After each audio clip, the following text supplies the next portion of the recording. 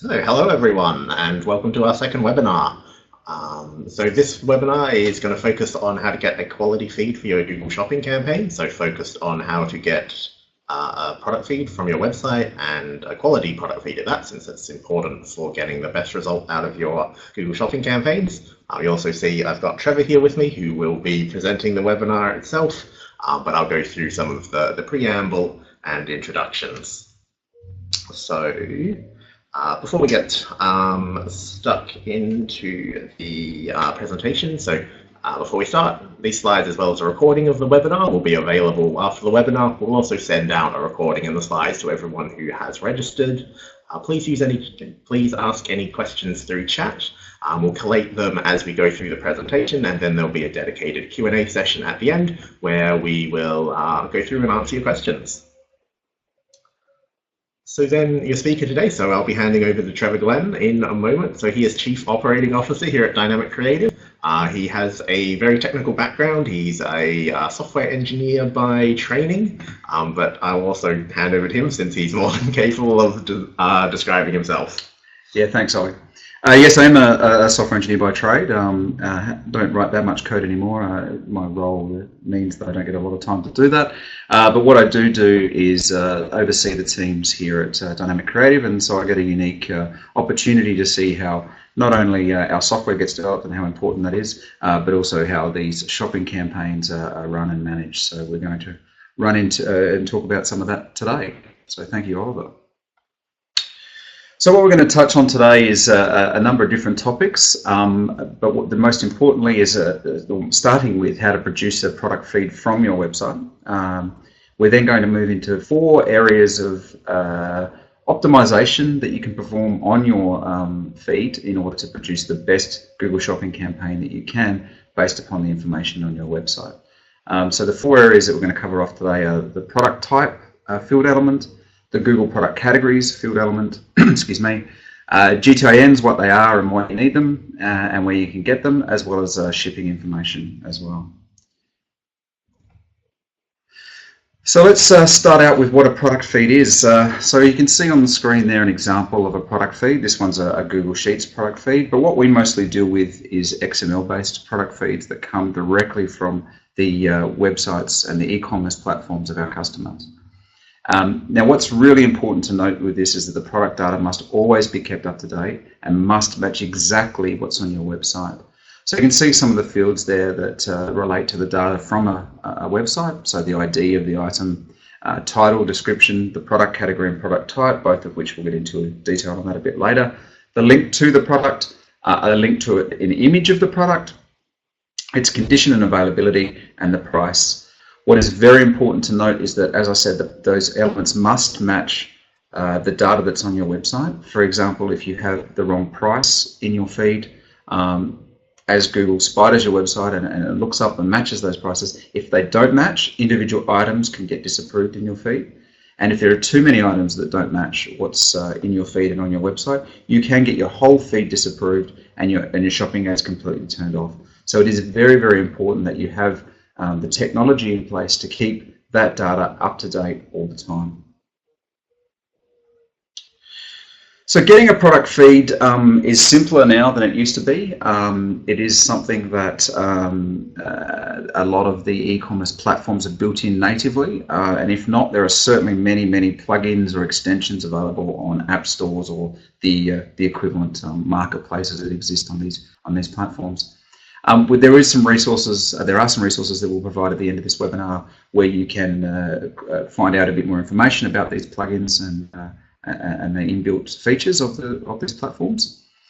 But what's also important to note is that if you are on a platform that doesn't have that inbuilt capability or a custom built platform that you've designed and implemented yourself, a capable web developer should be able to produce a feed relatively easily from you, because it is just a matter of pulling the data out of your database and matching a very well documented feed specification from Google. So you shouldn't have to be too worried about that being an expensive operation.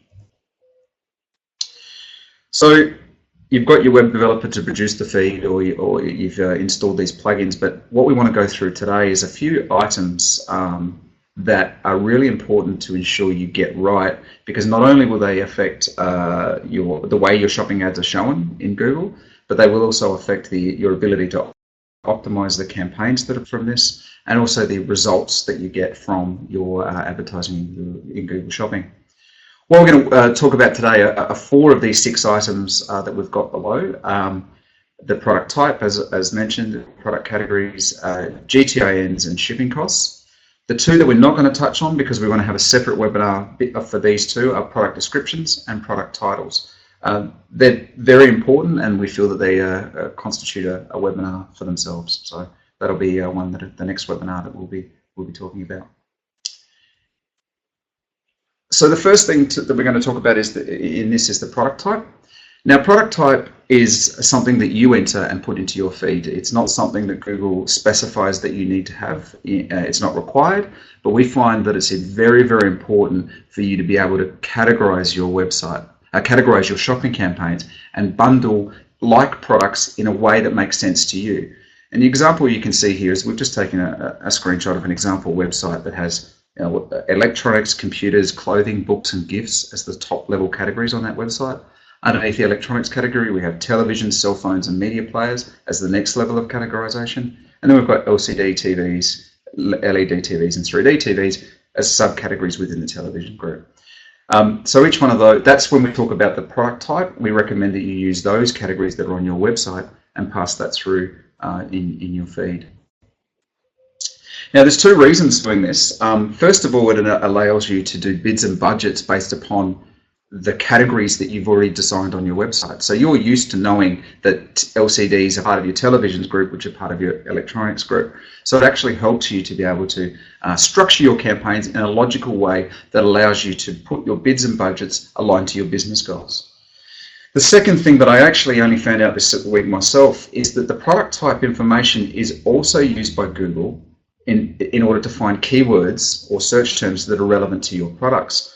An important point that I'm sure many of you know, but is worth repeating, is that the key difference between shopping campaigns and existing AdWords text campaigns is that you don't specify the keywords that you want to bid on. The keywords are determined from your product feed, so it is vital that you get as much relevant information into your product feed as you can, because Google will be using that information to find the keywords on which they want to show your ads against. So any opportunity that you have to show the relevancy of a particular product or category to a particular keyword, you want to take that opportunity, and product type is the first one of those that you can do. Titles and descriptions, as we mentioned, are also very, very important for that, and that's why we want to move that into a separate webinar. So what you can see here is an example of when you've put the product type into the campaign, into the feed, and you can see here this is actually under a televisions ad group, and we've got within that televisions ad group, we've got it's under a televisions campaign, and under the televisions campaign we have an LCD televisions ad group, and then the product groups that we've segmented here go right down to each individual item. So what we can do here is that we can set budgets at the levels that we need to, at either television or LCD. We can set bids at the level that we need to, all the way down to each individual item. And you can see here that this particular product's got a different match CPC for each individual item. Some of them double the cost of the others. So for this particular campaign, the ability to do that allows you to be closely aligned to the business goals of you or your customer.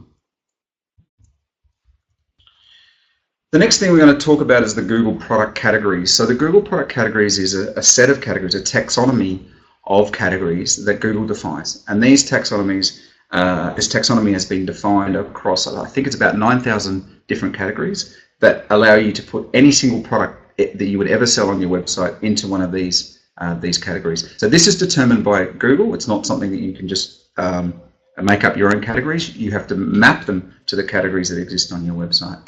So the examples that we can see here is an LED TV is under the electronics, videos, televisions category, whereas an Android phone is under the electronics, communication, telephony, and mobile phone category, mobile phones. So what we definitely recommend that you go as deep as you can into the Google taxonomy for every single category on your website, so that then you're matching up to Google's, matching the keywords right down to the level that makes the most sense. So you could do it at the electronics level. Again, Google doesn't force you to go deep. So you could do it at the electronics level for both of these categories, but then it makes it a lot harder for Google to show your ad at a relevant time to someone who's searching for either an LED TV or an Android phone. They're going to have to rely upon other elements within the feed, and that's going to affect your click-through rates and your quality scores, and obviously ultimately your CPCs. So it's very, very important that you go as deep as you can on these Google product categories. Now that can be quite a time-consuming thing if you were to do that for every single product on your website. So what we recommend is doing that at the website category level. And so what you would do then is map every single website category to a Google product category that exists. So you can see here the examples we've shown is that all of the televisions map to the televisions product category, and the cell phones match into the mobile phones category. Excuse me. Now, there's two main reasons for doing this. One is that it enables you to scale the addition of new products onto your website. So every time that you add a new product into the LCD category, it's automatically going to be mapped to the right Google product category. So you don't have to map every single individual product as you add them to the website. So that saves time for you and makes it more scalable. The other benefit by doing this is that when you are actually adding these products onto your website, if you're adding an accessory, for example, a case for an Android phone into the cell phones category there, it actually gives you the opportunity to look at it and go, well, that actually doesn't make sense. I don't want to add a cases under my Android phones, cell phones category. I should be creating a secondary category here, or a third level category here, which is cases or accessories, or something that's more relevant, that captures exactly what that product is. The benefit of that is twofold. You'll get a better feed, you'll get a better result in your shopping campaigns, but you'll also end up with landing pages for your SEO. And of course, that's going to help you immensely for improving your SEO results and getting a better result from all of those channels than you would if you just put all of your cases into the same category. So we definitely would recommend that category level approach to categorization and mapping. The next thing we're going to talk about is GTINs, or Global Trade Item Numbers. So GTINs have taken increased significance over the last 12 months with Google, certainly in areas that have had shopping for a while, such as the UK, the US and Australia. It's not yet a requirement from what we can determine. It's not yet a requirement for New Zealand merchants to have the GTINs, but you can guarantee that it will come eventually. There are some products that are exempt from including a GTIN, such as things that you've developed yourself or pre-order products. But for the most part, if the product has a barcode, then you should be supplying that along with your shopping feed. Now, again, one thing I will note is that if that product does have a GTIN and you do not supply it along with the feed, there is a high chance that within a short amount of time, Google will disapprove that particular product. And then, of course, if you have, again, same rules apply as before, if you have too many things that are disapproved, then your feed can get disapproved and your whole advertising turned off. So it is paramount that if you haven't got your GTINs now, that you start looking for them and acquiring them as soon as possible, even if you are in New Zealand.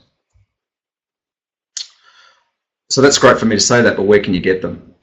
What you can do is you can actually go through your warehouse and take every single product that you have and scan it using a mobile phone app or even a scanner and get that barcode off of that product. We have had customers that have had to do that, and I can tell you it's a time-consuming process. The best place, though, we believe to get them from is from either your manufacturer, your supplier, your distributor of your products. It may even be in the product sheets or the product order forms that you get from your suppliers today. So it's worth having a look there before you can see them. Like I said, or before you go and ask them. Like I said before, the GTIN is just a barcode. That's exactly what you need to be looking for.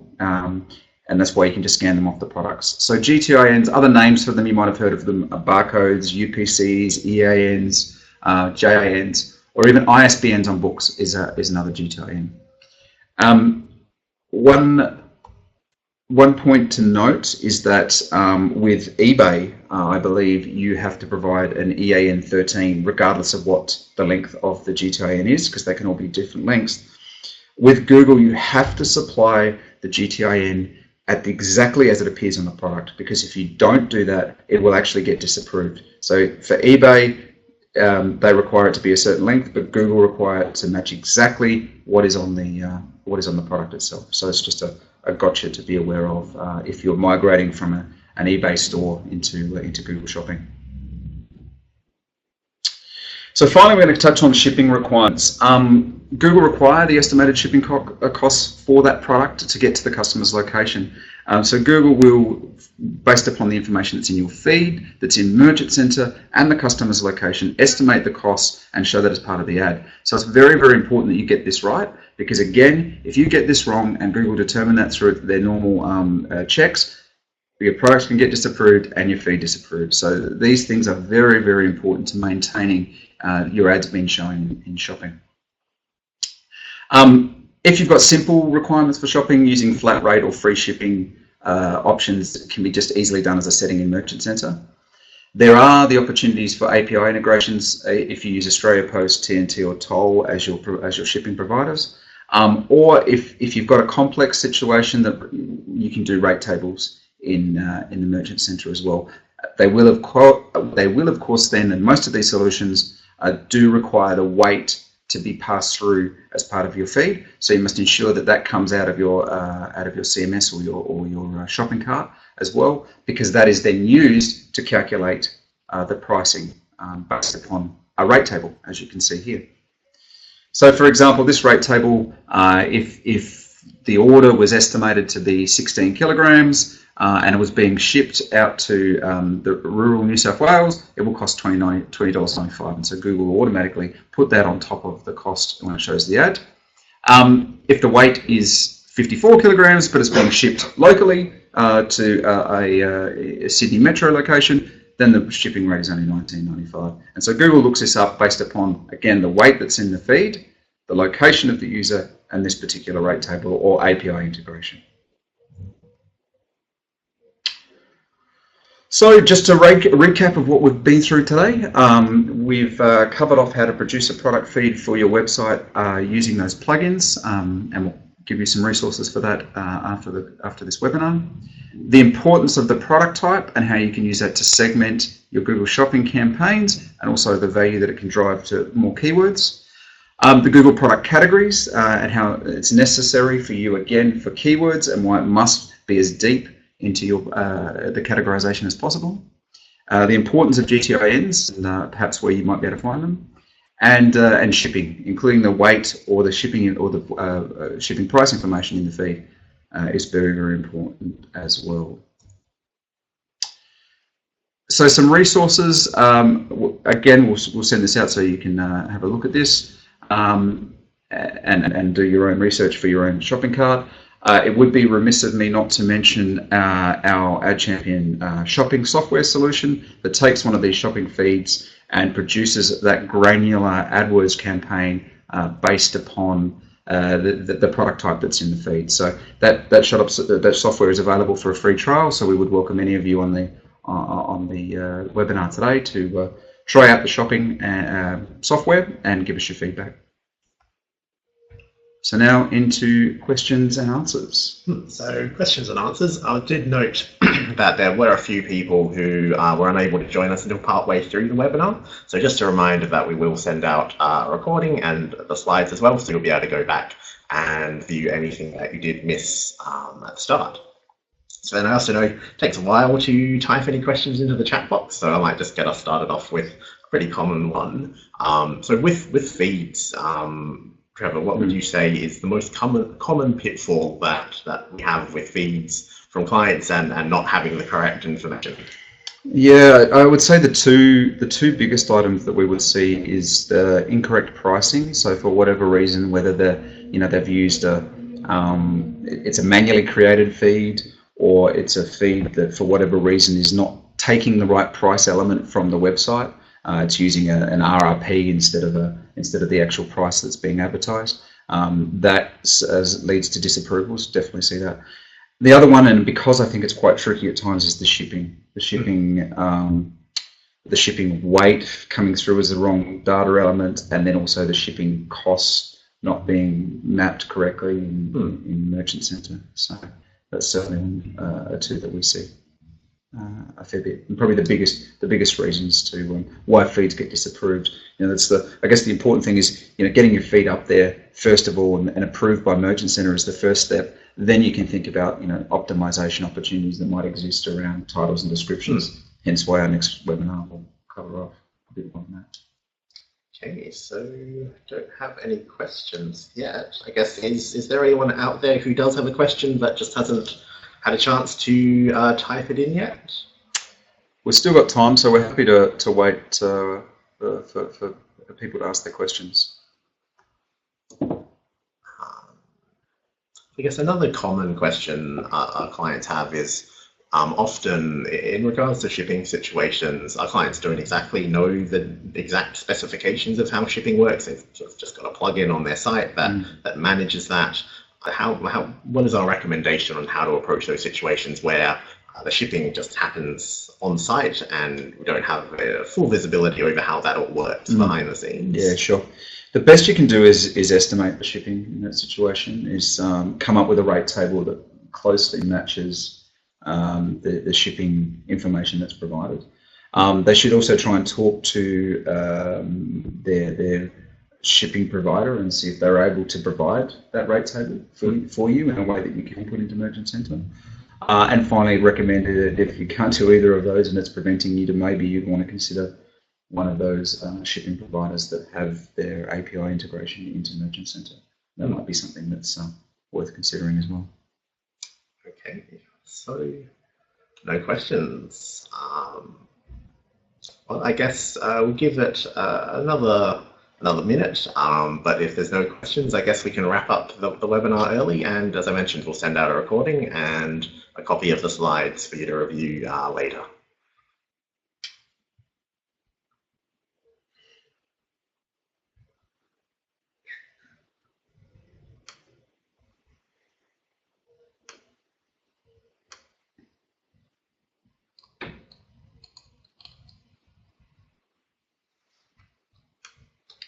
One of the key reasons, just to, I guess, delve a little bit deeply while we're waiting to see if there are any questions, one of the key reasons you want to have a well-segmented campaign, and I didn't touch on this during the presentation, is that the more granular you've got your campaign, the greater opportunity you have to optimize your campaigns in AdWords. So you can set, whilst you cannot set or put bids upon keywords, you can see which search terms don't convert and set negative keywords on those ad groups. So if you've got one campaign and one ad group with all of your products in it, you can't segment your campaign or set negatives against the things that don't convert, because it may not convert in one area but might convert in another. And if you segment out your campaign in a highly granular fashion, you can then set a negative on LCD TVs over here and on LED TVs over here to make sure that you're driving the traffic into the area that you want to serve ads against. So I'd certainly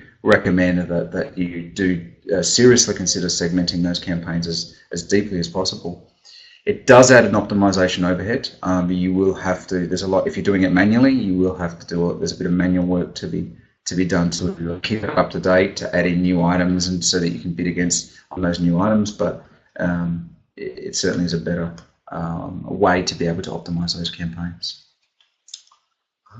Okay, so no questions today. So reminder that we conduct our webinars every fortnight, so we'll have one in 2 weeks' time at the same time, and the focus of that webinar will be on second part on how to get a good product feed. And as Trev mentioned, this will focus primarily on your product titles and product descriptions, what you should be putting in those to make sure your products are appearing for all the critical searches which you want to have your products appear for.